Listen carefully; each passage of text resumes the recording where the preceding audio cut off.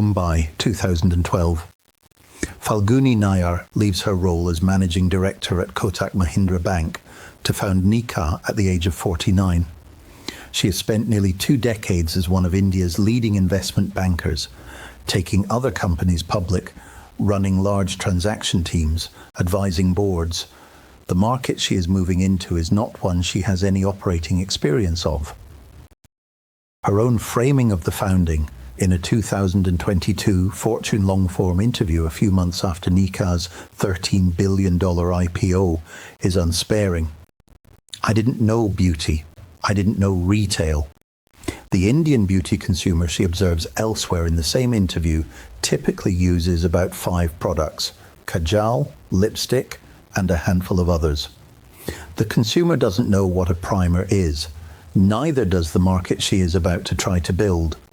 The launch decision is not to wait until she understands the market better. It is to ship into the gap and let the shipping itself teach her what the market wants.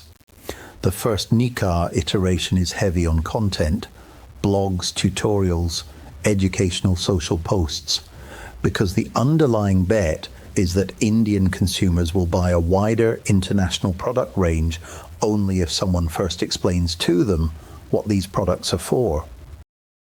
Brand authenticity, real sourcing, no counterfeit, trust, safe, high quality, branded. Those are the 2 signals that most reliably predict repeat purchase. That knowledge is the output of running the business, not the input to it. It is what the early launches teach Nayar over the months and years that follow. 9 years later, the November 2021 IPO makes Nayar the first Indian woman to take a unicorn public. When you've been asked to launch something and you don't know what users actually need, there is a temptation to do enough research first that you no longer have to say you don't know. Nayar's move was not to try. She named the gap in her own understanding publicly and built the launch around the assumption that the company's customers would teach the company what to sell them.